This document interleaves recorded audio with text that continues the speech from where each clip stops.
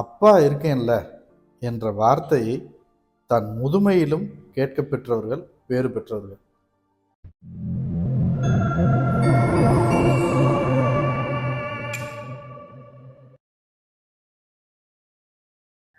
அனைவருக்கும் வணக்கம். இன்னைக்கு ஒரு புத்தகத்தை பற்றி பேசலாமா?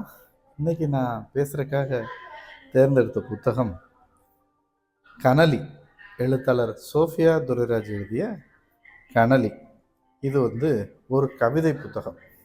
இந்த புத்தகம் ஒரு முக்கியமான புத்தகமும் கூட. ஏன்னா இந்த அமீரகத்தில் நான் வந்த பிறகு வெகு நாளைக்கு பிறகு இலக்கிய நிகழ்வு அப்படின்னு நான் போய் கலந்துக்கிட்டது இந்த புத்தக வெளியீட்டு நிகழ்வில் தான். இந்த புத்தகம் கவிதைகள்ன்றப்பே ஒரு பக்கம் பாராட்டுவர்கள் நிறையா இருப்பாங்க, சில பேர் கிண்டல் பண்ணுறவங்களும் இருப்பாங்க கவிதை அப்படின்னு. கவிதைகள் அப்படின்னு போகும்போது ஒரு காலத்தில் மரபு செயல்கள் தான் இருந்தன. மரபு செயல்கள் எல்லாமே பெரும்பாலும் பக்தி இலக்கியமாகவே அமைஞ்சு போச்சு. அந்த மரபின் அடிப்படையில் எழுதப்பட்ட செயல்கள் பெரும்பாலும். புது கவிதைகள் வந்த பிறகு புரட்சிக்கும் பயன்பட்டது, காதலுக்கும் அதிகமாக பயன்பட்டது அப்படின்னு சொல்லலாம். இது புது கவிதை அமைப்பில் எழுதப்பட்ட கவிதைகள். இந்த புத்தகம் முழுதாக படித்து பார்த்தேன் முழுவதும். பெரும்பாலான கவிதைகள் எனக்கு ரொம்ப பிடிச்சிருக்கு, ரொம்ப நல்லா இருக்குது. சில கவிதைகளை ஒரு 10 கவிதைகளாவது வாசிக்கலாம் அப்படின்னு கூட எனக்கு தோணுச்சு உங்கள்கிட்ட. ஏன்னா அந்த கவிதைகள் எனக்கு பிடிச்சதுனால. முதலாக இருக்கிறதே இந்த கவிதை தான். தானாக தன் இரையை தேடிக்கொள்ளும் பறவையின் அலகுகளில் கணம் மிகுந்திருப்பது இயல்பு. இதில் என்ன ஆச்சரியம்?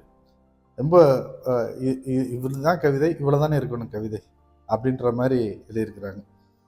ஏன்னா தானாக கையை ஊண்டி கரணம் பாயிறது பெரிய விஷயம் இல்லையா?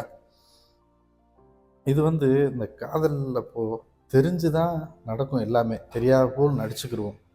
கோபப்படுவதைப் போலவே நடிக்கின்றேன், புரிந்து கொண்டே ஒத்துழைக்கின்றாய், ஆகச் சிறந்த ஊடல் ஒன்றுக்காக ஒத்திகை ஆரவாரமாக நிறைவேறியது. இது அடுத்த கவிதை. இது பெரும்பாலும் பல விதங்களில் இந்த கவிதையை சொல்லியிருக்கிறாங்க. இவங்க சொன்ன விதமும் ரொம்ப நல்லா இருக்கு.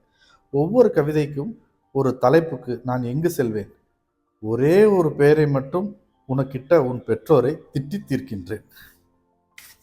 அடுத்ததாக இது ரொம்ப முக்கியமான கவிதை. என்னதான் பேசுறது என்ற வார்த்தைக்குள் 2 இருக்கு.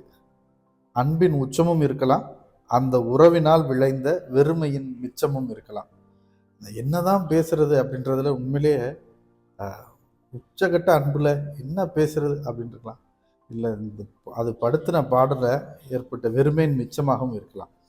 எனக்கு இவங்க எழுதின கவிதையில் இந்த கவிதை ரொம்ப பிடிச்ச கவிதை. அந்த கவிதையை கடைசியாக வாசிச்சுக்கிறேன். அப்பா இருக்கேன்ல என்ற வார்த்தையை தன் முதுமையிலும் கேட்க பெற்றவர்கள் பேறு பெற்றவர்கள். நல்லா இருக்குல்ல? ஒரு மீம்ஸ் ஒரு இது கூட வந்தது. ஒரு குறிப்பிட்ட வயசில் எங்கள் அப்பாவுக்கு எல்லாம் தெரியும், அப்புறம் கொஞ்ச நேரம் எங்கள் அப்பாவுக்கு ஒன்றுமே தெரியல, அதுக்கப்புறம் இவர் சொல்கிறத நம்ம என்ன கேட்குறது, எனக்கு எல்லாம் தெரியும் அப்படின்னு வந்துகிட்டே இருக்கும். ஒரு 40 வயசு வரும்போது அப்பாட்ட கேட்டுக்கிடுவோம், 50 வயசு வரும்போது அப்பாட்ட கேட்டு செஞ்சால் தான் கரெக்டாக இருக்கும் அப்படின்றதுக்கு வந்துடுவோம். அதுக்கடுத்த வயசு வரும்போது அப்பா இருந்தால் நல்லா இருந்திருக்கும்ல, நேரம் நமக்கு சரியாக சொல்லியிருப்பாங்கல்ல அப்படின்னு தோணும். அதான் அப்பா இருக்கேன்ல என்ற வார்த்தையை தன் முதுமையிலும் கேட்க பெற்றவர்கள் பேறு பெற்றவர்கள். இப்படியான சிறப்பான கவிதைகளை உள்ளடக்கிய நூல் இந்த கனலி, சோஃபியா எழுதியது. சோஃபியாவை பற்றி கொஞ்சம் சொல்லணும். அவங்க தமிழ் ஆசிரியை. தமிழ்நாட்டில் தமிழ் ஆசிரியையாக இருந்துட்டு இங்கே அமீரகத்தில் இப்போ தமிழ் ஆசிரியையாக பணிபுரிஞ்சிட்டு வர்றாங்க. சொந்த ஊர் ஓசூர், அங்கேயே பணிபுரிந்திருக்கிறாங்க. அதுக்கடுத்து இப்போ துபாயில் தமிழ் ஆசிரியையாக வேலை பார்க்குறாங்க. இங்கே தமிழ் சொல்லி கொடுக்குற பள்ளிக்கூடங்கள் மிக குறைவு, தமிழ் ஆசிரியர்களும் குறைவு. ஒரு சிறப்பான பணியை இவங்க செஞ்சுட்டு வர்றாங்க. அவங்களுக்கு என்னுடைய வாழ்த்துக்கள். இது போன்ற நிறைய கவிதை புத்தகங்கள் இவங்க மட்டும் இல்லை, நிறைய பேர் எழுதி வெளியிடணும்.